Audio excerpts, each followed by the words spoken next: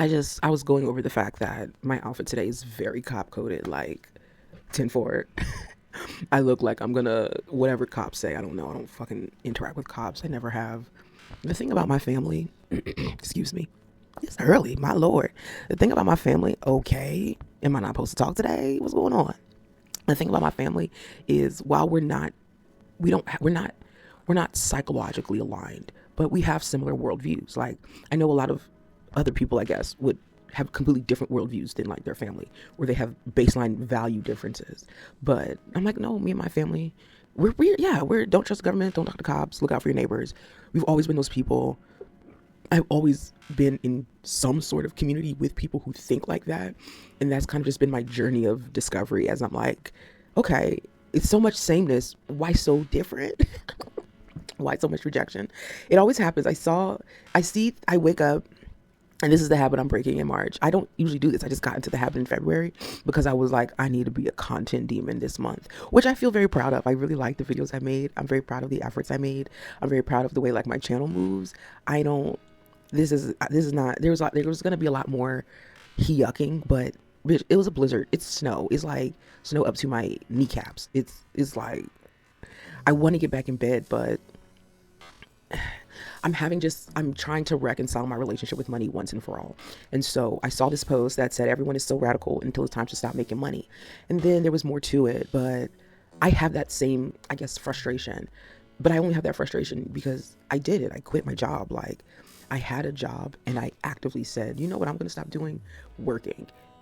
This is bullshit. We talk about it, we meme about it, we pontificate and daydream about it, but like, no, I don't have to.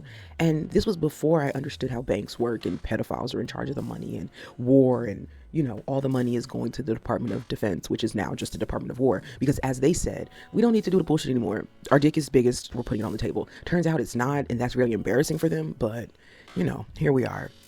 I just am like, okay, I had to make a change. I was unhappy and I just had to make like a change. I had done the 2020 thing, right? I had just gone through it and it was like, well, this feels like I'm about to start repeating a cycle. And that's why I say 2023 was such an aftershock to the 2020 earthquake, because in that year, in that cycle, I was like, okay, I broke free.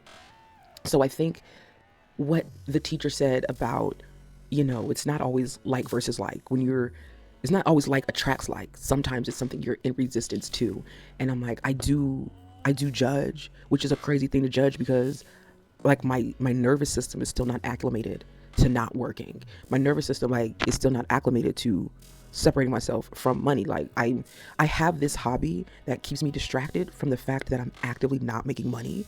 But when the notifications start coming in about past due bills, when I know I ain't paid. I have certain companies that I just completely stopped giving money to, and they looking for me. they looking for the kid. But it's like, I know I'm doing the right thing, but I still like let that scare me. And that it just kept ringing in my head. If you're scared, go to church. If you're scared, go to church. And I'm like, fuck that. I'm not scared because I'm not going to fuck to church. And it's like, yes, that works. It works. Like, I'm a choir boy now. I'm a bitch all of a sudden. You think I'm scared? Get out of here. And I guess that's like, anyways, that's the nature of, but it's not shame. I'm just like, be reminded, because then the next thing I saw, which said you had to be stripped so no one could claim you. No mentor, no lover, no system, no safety net. When you win, it'll be unmistakably yours. And that's something that means a lot to me in my lifetime as somebody who's constantly blamed for things and then, stolen valor for things. Like, I will do something like go to my grandma's house and clean her whole house. And then she'll come home and call my sibling or one of my cousins to be like, thank you. And it's like, good. If you paid attention, which you do, because when you talk to me, all you do is talk about how nobody else's ain't shit. So you understand that none of these people would do that, but somehow you wouldn't assume that is me. And I do need credit actually. But my point is I'm not doing it for credit. And this is just a hypothetical. I wouldn't be doing it for credit. It's because in a community of village leaders and adults, I don't know, I'm still trying to figure out language for that. But like in a village where everybody's an active participant, I take that responsibility seriously. Like, oh, to be a villager, to have a village, you have to be a villager. I'm like, oh yeah, I can do that. Being a villager is just like sharing and looking out for your neighbors. Yeah, that's nothing. Is that a contested point among adults? Because that's shocking to me. That's usually how I feel. And so and there is like a humility to me in that, like, As somebody who got punched in the face by grown men as a child, it's something about a bitch who ain't never been punched in the face, and you could tell. You could tell ain't nobody ever punched you and rocked your shit. And I don't think that needs to happen to people. I think, you can come to these conclusions without such violence. But then I think about Jane Fonda telling that story about her dad. It's Black History Month, so it's relevant when we talk about this white lady in particular. But like, she tells a story, and I don't remember. She told it on Kerry Washington's show, I think. But it was the paraphrase version is her dad was like, very community oriented, revolutionary, civil rights, human rights type of dude. She went off to college, obviously, as one does, and she said she came back talking slick, and she was referring to black people as niggers, and she made a point to say her dad was not violent and he did not handle her in this way, but yeah, she said he slapped that word clean out her mouth that day. And I'm like, you know what? It's not obviously the same context of which I'm referring to my experiences, but to my overall point of, you can tell when somebody ain't never been punched in the face before. And too many people walking around like they never been punched in the face before. And I don't ever want that type of stank on me. Like, I would never recommend the way in which I received this level of clarity about myself when it comes to not being too big for not thinking I'm bigger than the program. Because Jane Fonda told that story about her daddy was like, you know what we're not finna do? Speak like that in this house. And it didn't need to be a long drawn out conversation. He literally, to her point, or to whatever she said, like, no. He made a very clear point that it was not up for discussion. In this immediate matter, your opinion doesn't fucking matter. You don't know what you're talking about. Shut the fuck up type of big dog energy. And I'm like, yeah, you could tell, because Jane Fonda don't fuck around as far as we know, given the context of her life and given the context of her resources. As far as I can tell, she's always advocated for everyone, women, intersectionally, and beyond. And that's like the least she could do as like a white person. And that's kind of where I've kind of drawn to, like, as somebody whose ancestry, I know these things as fact. I know these things because they were told to me. I know these things because I zoom out and look around, and it's not really unbelievable to believe that my people, as a collective specifically, but my individual lineage, was bred for labor force. Like, that means the women were raped and forced to have children so that they can be born and immediately fucking put to work. At this point, any money that comes back to me is a penance.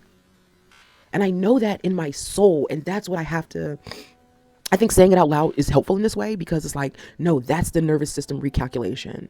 It is owed to me. It is a penance for your crimes and for your sins. And I can't do anything about that because I didn't do shit but be born. All this extra shit, it's on y'all. And I'm like, I ain't no bitch, but I ain't no punk. You know what I mean? Like, I'm not going to play, like, that's the thing. I'm not going to play small and pretend I'm like everybody else who should be working and laboring. Because some people should, I don't know. It's part of your soul contract, I suppose. And I'm not anti-work, obviously. This is a motherfucking job. However, well, I don't need to explain myself. If you get it, you get it. And if you don't, you don't. But typically, if you get it, you're going to be neck knocking on that white man's door, like in Atlanta. When she was like, this is my house now. Like, that image of what white people think reparations is actually so fucking funny, because it's essentially just eminent domain. It's what they already do to people. Like, every accusation is a confession. And that sentiment I love that it runs through the filter and means a couple things. And on this Monday, on this Black History Month, I'm retiring my life as a cop. My current source of income is cop work. Like, all my life, I've made money low-key by being a cop. My big four job where I was a consultant, baby, we just cops. We going into people's businesses, telling them they not doing the rules right, and then offering them solutions based on a brand. Like, the solutions that I'm here to present to you as a business owner are from this brand that wants you to run their... I'm a middleman. I was a middleman at my big four job in my hospitality career. Even though I made it through management, I was always middle management, as like senior positions are middle management, bro. Like, as middle management, like, I have to, like, no. And then I was good at my jobs. That's the thing. And so when you're good at your job, that means you're like a snitch and a goody two shoes. Child, I'm retired. I retired at 33. I posted that video and I was like, I'm really done with working in this way. But 2 years later, I'm still like, okay, what gives? And I don't know And I'm very much so about my skin because it's the biggest organ. It's the one that interfaces with the world the most. It absorbs physical and spiritual elements. And so if I listen to my skin, it's like it just took time. I've been working since I was 15, and from 15 to 30, that's quite literally half of my life of working. And I'm working on behest of like the worst case scenario of humanity.